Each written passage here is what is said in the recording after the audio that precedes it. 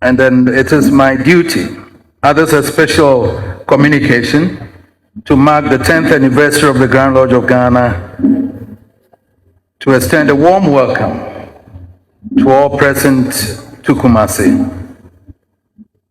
I say a special akwaba to our visitors from outside Ghana, and with the hope that you will always cherish fond memories of this visit in coming years.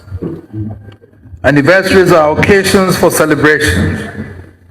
It is also a time for reflection on achievements and shortfalls over the period and to determine the way forward for improved performance and aspirations.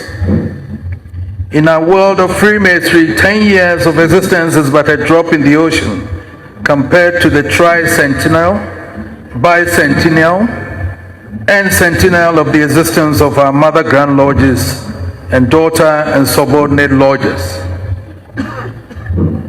In our own Grand Lodge, all the subordinate lodges except one are older than the Grand Lodge. We are therefore a babe in arms. The advantage of our situation is that we have older lodges and Grand Lodges to look up to for guidance and direction, to adapt to our special cultural, political, and spiritual situation while retaining the basic and universally accepted underpinning characteristics of the craft. As we are all aware, it is 20 years since I was enthroned on the golden stool as the Asantehene. I'm therefore also going through the same process of reviewing the state of the Asante Kingdom. Much as I expect and hope that there have been great development strides in improved conditions of the state, there is also the imperative need to maintain those traditions that define the kingdom to us and to ensure that the state and its structures remain truly relevant to all players and participants in the coming years. This is equally true and applicable in our Grand Lodge. On this occasion of our 10th anniversary, therefore, I ask the simple question: where do we aspire to as a Grand Lodge in the next 10 years? We may be tempted to, first, assess where we are now, and then second, determine incremental improvements on our achievements to date as our targets. I, however, wish to challenge ourselves to set higher targets, to reflect and capture our dreams for the future of our Grand Lodge. I am confident that our dreams will be more grandeur and better than straightforward improvements. Dream targets are challenges which require hard work, determination, and commitment to achieve. The joy of achieving dreams can, however, be immeasurable. I shall therefore proceed to state what in my capacity as a Grand Patron will give me unalloyed joy after the coming decade in terms of membership, commitment of brethren, practice of charity, relevance of our institution to our families and communities, and maintaining a high standard of performance in the delivery of our ritual for attractive and educative ceremonies. This anniversary celebration is the opportune time to look at how to maintain continuing keen interest of brethren in our activities. It is an incontrovertible reality that in our modern technological and cultural environment, with the proliferation of faith establishments and electronic social platforms, we face not only competing calls on our time and resources, but attacks on our craft, which may tend to impede on our availability and resources for the craft. The onus of engendering interest and attracting and retaining members must therefore be of high concern of each member. We also have to be more selective and cautious in recommending and admitting new members. The surest route for attracting new entrants has always been and will continue to be by a constant demonstration of a high standard of comportment in our individual lives. We are prone to concentrate our recruitment efforts on friends we meet and interact in other social environments. The problem has always been that my girlfriend, fellow church member, old schoolmate, work colleague, or even a family member may not have the same inclination or attitude for that particular group you belong towards becoming a Freemason.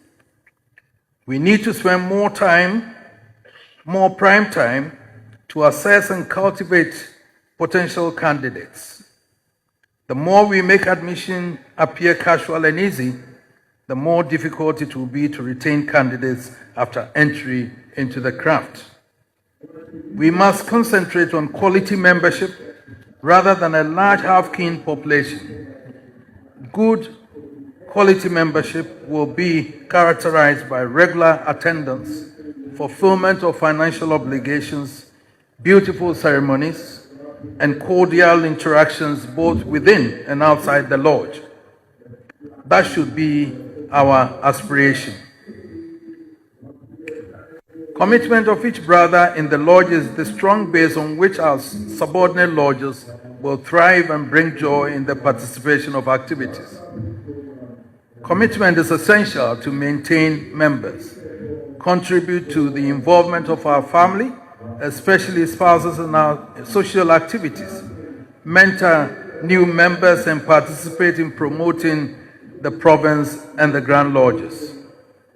We own the lodge and must therefore be committed to it achieving and meet our individual and corporate expectations of bringing us together as family.